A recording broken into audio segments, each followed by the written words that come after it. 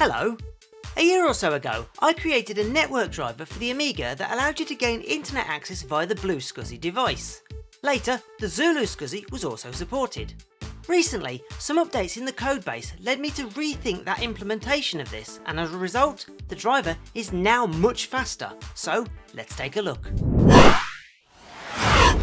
So, I've currently got the original driver loaded here. This is mostly a stock Amiga 500 Plus with the A590 on the side, complete with 2MB of fast RAM. Nothing special here, and you'll notice the network part is active, given how fast the disk indicator is blinking. Now this is currently configured with a system priority of 0, and, well, for comparison, the second one now appearing was set up with a system priority of 1, which does slow the system down a little but gives a far more consistent speed. I'm going to download a file from my desktop computer so we can get an idea of the base transfer speed. And I'll speed this up a little bit.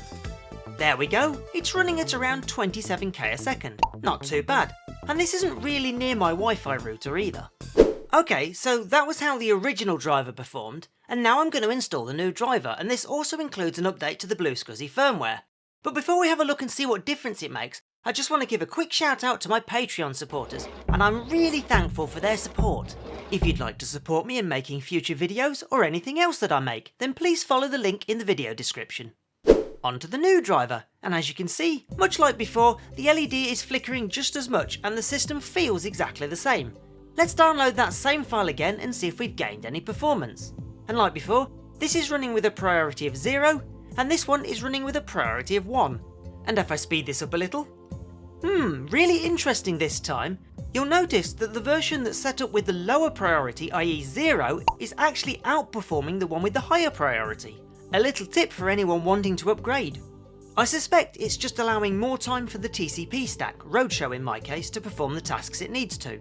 With this new version, we're now transferring at around 55k a second. That's essentially double the original, and without having to compromise on system performance either. I know it's not record breaking by today's standards, but it's certainly a massive improvement. So how did this happen? This all started when a new update was proposed to the BlueSCSI firmware, which threatened to break the compatibility hacks I'd had to put in order to get this working on the Amiga properly.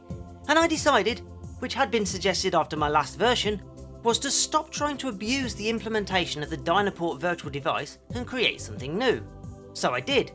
I created a new virtual network device on the BlueSCSI called AmigaNET, and it has a few advantages. Firstly, it's exclusively for the Amiga, meaning we don't need to worry about any strange Dynaport quirks, meaning that code can eventually be put back to how it was. Secondly, we can now change how the device communicates with the Amiga. Not having to worry about it following that ancient protocol anymore, we might be able to improve performance. So how did I do that? Well, the original driver worked like this. In a separate process, it would sit in a loop and ask the SCSI device if it could receive a waiting network packet. If there was one, it got transmitted to the Amiga, along with a flag to say if there were any more packets waiting to be received. It would then stay in this loop a little bit, receiving packets one by one until there were no more left, or until it received a signal that there were actually packets that needed to be transmitted. Then it moved on to the transmit phase. The code would then look for a maximum of 8 packets waiting to be sent and then transmit them one by one. Once complete, the code would then go back again to reading packets. Now that all sounds fine, but there's a major bottleneck with that approach. These packets can be very tiny, sometimes from down to 64 bytes right up to a massive 1500 bytes. So if you're downloading a file, there'll be literally thousands of these in order to complete the transfer. Each time we perform a single action on the SCSI hardware, i.e. read a packet or write one, it takes a substantial amount of time, and this is because of the overhead during the conversation with the hardware. So what if there was a way to reduce that? Well, enter my new AmigaNET device, and this one is a little smarter. To get it to start up, instead of creating a file on your BlueSCSI SD card called NE4 for example, this time create or rename it to AM4, the AM standing for Amiga. So what does this do differently? Well, instead of transmitting or receiving as a single packet, it can now send or receive many packets in a single transaction. With this increased amount, you end up with the same amount of overhead, but you're able to send and receive a lot more, and that should give us a little speed boost. Well, in theory. There's still the actual transfer speed that can't be changed. But I didn't just stop there. I added an option to tune the amount of data that can be transferred in one transaction, currently defaulting to 8K, but you should experiment with different sizes. You might find that your device can support a much larger size, and this might improve things further. But that's not all.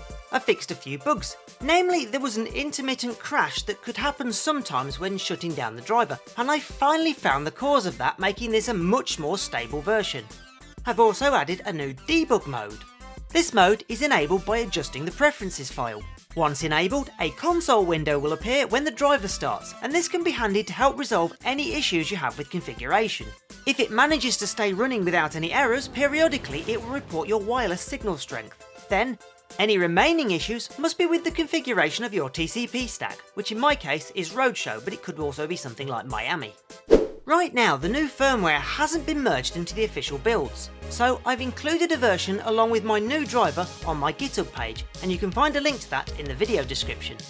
I know this has been a short video, but there's been quite a lot of work, a lot more than I expected, and I really hope you'll enjoy the changes. I've not been able to test this on my GVP card as the current state of my Amiga 2000 isn't so great. Hopefully it'll work on there as well. Anyway, give this video a thumbs up, thanks for watching, and I'll see you in the next one.